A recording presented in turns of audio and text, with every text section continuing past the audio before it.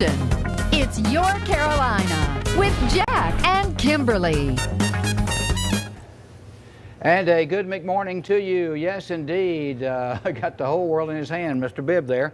Jack Roper back with you. And, of course, it is Veterans Day. We say hello and thanks for all of you veterans out there. There are only 23.6 million of you out there. I wish that we're all watching so I could thank them all personally. But if you see a veteran today, give them a hug. Thank them.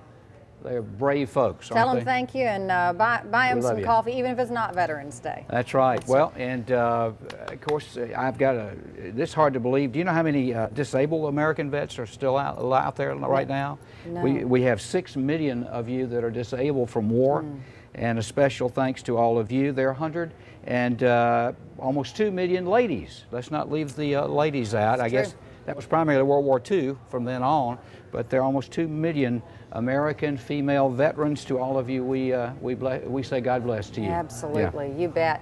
You know, I saw some wonderful ladies last night. They were all dressed in red, white, and blue. Really? Not only, I'm sure, because Veterans Day, but also because it was the Shepherd's Care 2008 beauty pageant, and I had the honor of being a judge. But these ladies were just dressed to the nines. Look at that lady. You know, last year's winner, hey, that's our winner, by the way, that one that Who was is just that lady? Yeah, the winner was Miss Wilma Burnett. Runner-up was Miss Millie Brooks. Third place, Miss Dorothy Nix. And Miss Congeniality at the Shepherd's Care pageant was Gail Stribling. It was the toughest competition I've ever had to judge, but I do want to say this. That, by the way, is in the old Shriners Hospital. Yeah. But last year's winner was Emery Bryant. And Jack, she wore the most beautiful dress, and it was her wedding dress from 1940. And she fit in it. Yes. Amazing. Yes. Well, they're beautiful ladies. They're wonderful that must ladies. have been some tough judging.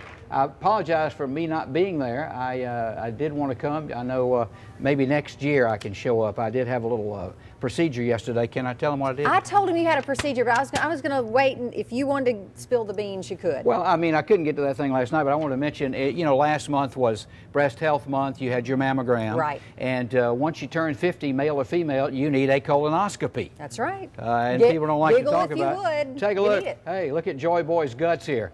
Let me tell you. Get a close-up. We're looking at that. A colonoscopy is where they check your large intestines, and mine checked out real nicely. There you go. I'll hold it up. I'll put it over my face. How about that? I'm proud of it. But anyway, if you are 50 years of age, male or female, unless you have a family history, go get your colonoscopy. So That's right. It's important. No excuses. If No Jack excuses. can go get his, That's right. you can And I'm get in yours. good By shape. the way, I'm in good shape. live chat is up and running, Right. so join us on the webpage.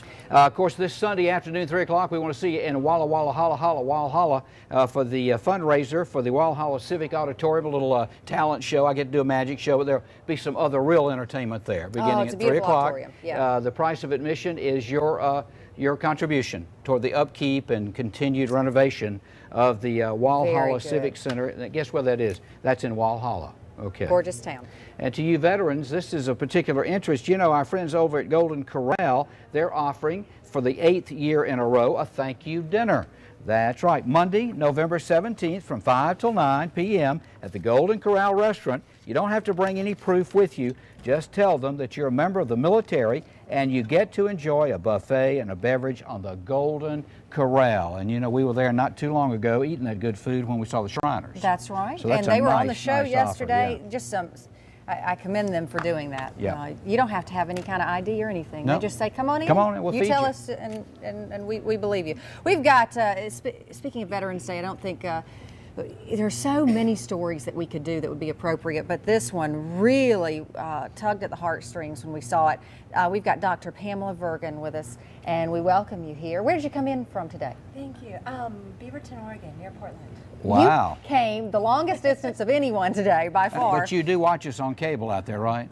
You know, I don't have cable. It's very long It's a cable. wonderful thing. I saw the great day. Well, we're glad All you're right. here, and you brought that wonderful book that you've read. Now you have a book, and I know that you may be the pen behind it, but there was also another author involved.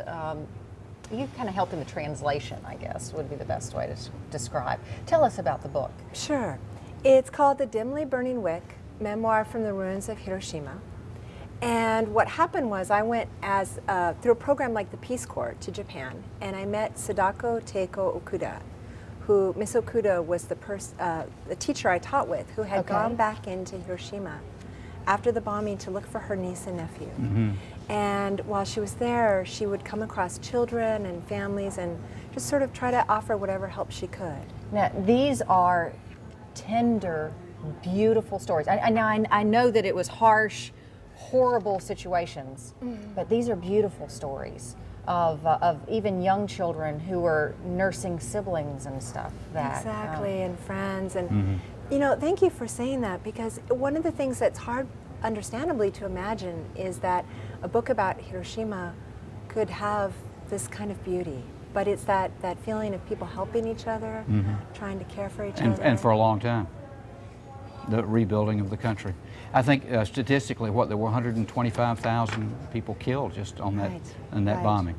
There were, and yet, you know, it's so important for people to know a little bit about that history, and I think she has a wonderful way of telling about it. And also in the book, we try to put a little bit of background in so that people, you know, in terms of the history and current nuclear policy kinds of things. Absolutely. I don't know if you knew this, but my dad was a navigator in World War II, flying from India to China. Really? And so, as you know, my own personal veteran story. And very personal to you. yeah, and he was a wonderful support in learning Japanese. Sure. Too. Okay. And you remain good friends with the lady to this day? Yes, she's 94. 94. 94 years old. Now, she actually did document these, though, right? Or is this going from her Right. memory? Or She actually, I think why it is so powerful is that she wrote every night in her diary about what had happened that day. and if she So- hadn't, we wouldn't have these. Right. And then Right. she published it in Japan, but you get that feeling that you're really with her because of the level of What is a story that really sticks out in your mind? I know there's a lot, but try I think one of the ones for me is the one that I read recently when I talked to Greenville Tech. It's about a little girl named Yuri. And she's walking along by herself. Miss Okuda sees her, and she goes up to some adults, and the adults kind of ignore her. Well, the adults are not in very good shape. They've pretty badly hurt. Sure. But, you know, she thought she must know them. And then, so Miss Okuda goes up to her, and the little girl just puts her arms out and says, "Take me with you." And she says, "Where do you want to go?" And then, "Well, I just want to go with you." And, "Well, how about your family?" And she said, "I don't have any. I just don't have any." And, you know, they talk, and she brings her home. Turns out she's 4 years old. And it's one of the stories where she's really able to kind of, she's able to hold this little girl and help her. at 4, just And she wandering brought around. the child home and raised She the brought- child as a member of her Well, family. she did, but the way things would go after something like that, Radiation. she goes to sleep. They both actually take a little nap, and Miss Okuda wakes up because suddenly the girl's calling for her older brother. You know, "Brother, come here, brother, big brother." And so she, understandably, as I would, Miss Okuda kind of panics and has no idea what to do, Right, but her right. voice gets weaker and weaker, and then she thinks, and she just holds her hand and she says, "Don't worry, your big brother's gonna come. It's okay." But it's And that's one story of so many in the book. And just, children you know, are the biggest tragedy of war. aren't they? yeah, exactly. 9-year-olds taking care of 6-year-olds. Yeah.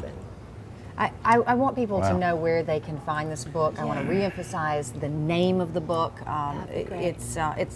It's something that if you take the time to read, it's going to stay in your heart for a long time, till your last dying day. Yes. Yeah. So, Well, now, where is it available? You know, the easiest way to get to it is to go to the book's website, and that has also information about other Okay. things that you can do. So it's www.dimly-burning-wick.com. So it's basically the short version of the title, A Dimly Burning Wick, and that'll bring you a link to Amazon where you can get it. Okay. Hopefully Is it it'll- available at retail? Any other You know, retail? I'm working on getting All into right. more bookstores. I've been talking with the owner of the Open Book, so I'm hoping they'll start Okay, carrying good. Oh, they're it. So wonderful certainly over there. ask. Yes. certainly ask there. But if that, check out the website too. Okay. Well, it's a very touching story. Thanks for doing that. Thank you so much. Yeah. Pamela, welcome. we appreciate it so much. Dr. Pamela Vergun with a Dimly Burning Wick, and just a beautiful stories all compiled in And there. be safe on the way back to Oregon. You need to stick around a day or two. That's a long trip. That's what, 5 hours? Yeah, on make an it worth airplane. it. We got a beautiful town here, I several know. towns. I you have know. Can we buy you a cup of wonderful coffee or 6 something while and- you're here? That'd be great. I have a wonderful 6 and 7-year-old too. Would love to have me back. So Oh, Okay, yeah. okay. Got children I'll of be your own, huh? giving Wait. exactly. Well, coming up next, the Upstate Animal Rescue folks. We've got a cute little dog named Charlie over there, getting ready to put him on TV. Look at him. Look at him, getting cleaned up for his appearance there, licking himself a little bit. We'll be back with that in just a minute.